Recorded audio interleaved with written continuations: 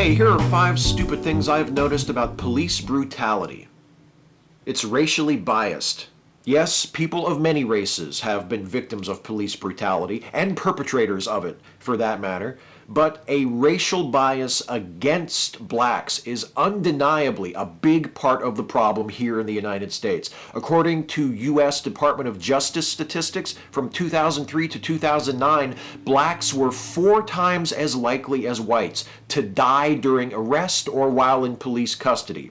Blacks are also twice as likely as whites to be fatally shot by police and 3 times more likely than whites to be injured by police. As my buddy Landon Taylor said recently, this may not be simply a white versus black issue, but it is definitely a blue versus black issue.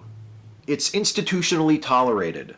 Most local police departments are given the responsibility of investigating themselves.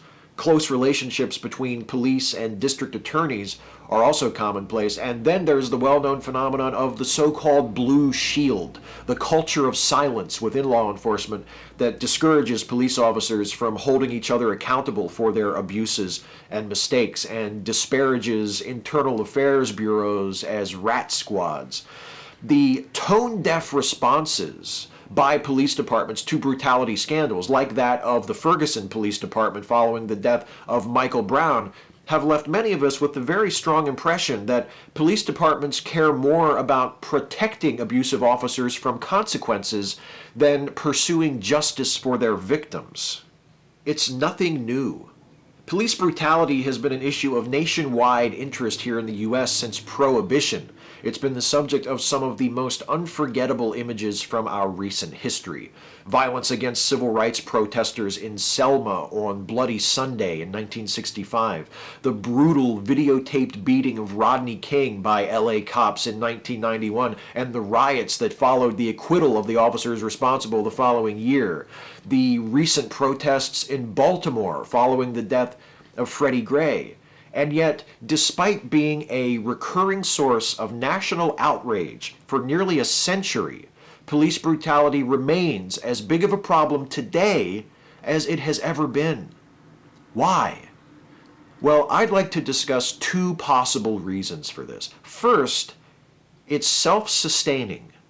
There's a viciously circular quality to police brutality. Incidents of brutality exacerbate tensions between the police and civilians, with cops feeling unappreciated for their dangerous and stressful jobs, and civilians feeling threatened by the people they've empowered to protect them. Cops grow disconnected from the communities they're meant to serve, abuses occur, people take to the streets in protest, and place themselves in direct opposition to the police who are determined to maintain order. Brutality leads to distrust of the police, who dig in their heels and attempt to reassert their authority, which leads to more abuses, which leads to more distrust, and round and round and round it goes. It is possible to break this cycle, but it can be damn hard, especially when you factor in the next reason why this remains such a long-standing problem. It's easier to ignore than to deal with. Police brutality makes headlines, but it's also easy for a lot of us to simply pretend that it doesn't happen. This isn't the case for many who live in communities that are impoverished or populated mostly by people of color, but for white folks like me, who are relatively well off, police brutality just isn't a problem we usually have to deal with on a day-to-day basis. And it's easy to fall into that trap of believing that because something isn't a problem for you, it must not be a problem for anyone else either.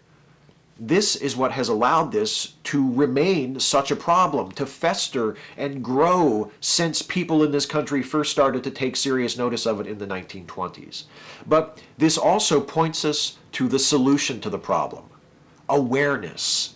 Insisting that when cops commit crimes, they be held accountable by the federal government if necessary.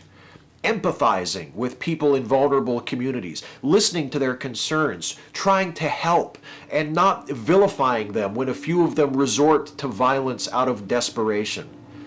This problem can be fixed, but fixing it will require us to do something that we Americans don't really like to do. Keep paying attention. The hardest part is only picking 5.